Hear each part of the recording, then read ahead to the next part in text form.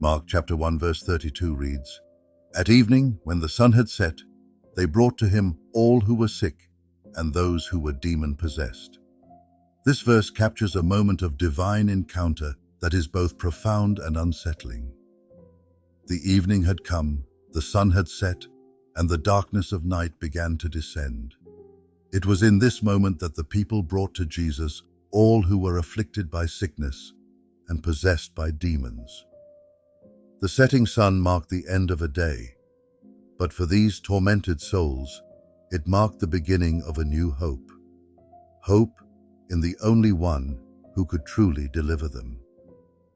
The fact that these events took place at evening after the sun had set is significant. Under the cover of darkness, the people brought their suffering to the light of the world, Jesus Christ.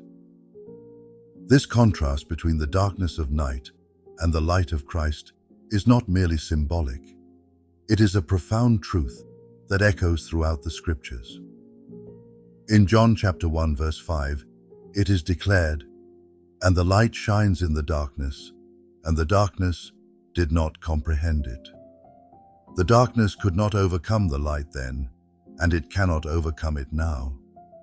What drove these people to come at such a time? The answer lies in the recognition of their own helplessness. They knew that no earthly remedy could save them.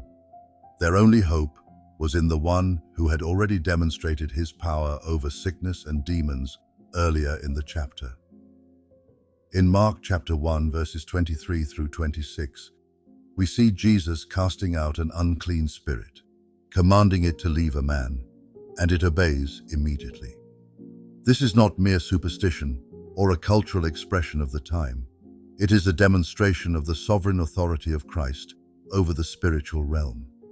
The verse also highlights the reality of spiritual warfare.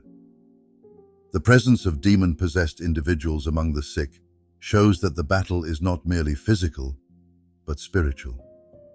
Ephesians chapter 6 verse 12 tells us, "For we do not wrestle against flesh and blood, but against principalities, against powers, against the rulers of the darkness of this age, against spiritual hosts of wickedness in the heavenly places." The demonic forces were real then, and they are real now. They sought to destroy the lives of those whom Jesus came to save, but they were no match for his authority. This scene at the setting of the sun also foreshadows the ultimate victory of Christ. Just as he healed and delivered those who came to him that evening, he would later, through his death and resurrection, provide the ultimate healing and deliverance from sin and death for all who believe in him. Colossians chapter 2 verse 15 declares, "Having disarmed principalities and powers, he made a public spectacle of them, triumphing over them in it." The victory of Jesus was not a private affair. It was a public defeat of the powers of darkness. But there is a sobering reminder here as well. Not everyone in the crowd came with true faith. Some may have sought physical healing without recognizing their deeper need for spiritual deliverance. This is the great tragedy of many who encounter Christ. They seek the benefits of his power without submitting to his lordship. Jesus himself warned in Matthew chapter 7 verses 21 through 23, "Not everyone who says to me, 'Lord, Lord,' shall enter the kingdom of heaven, but he who does the will of my Father in heaven. Many will say to me in that day, 'Lord, Lord, have we not prophesied in your name, cast out demons in your name, and done many wonders in your name?' And then I will declare to them, 'I never knew you. Depart from me, you who practice lawlessness.'" The urgency of the moment cannot be overstated.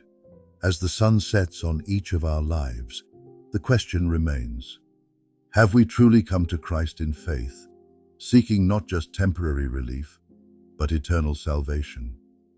The darkness is real, the spiritual warfare is intense, but the light of Christ shines brighter still. Will you bring your burdens, your sins, your very soul to the one who alone has the power to save? The people in Mark chapter 1 verse 32 did not wait. They came at once. Will you?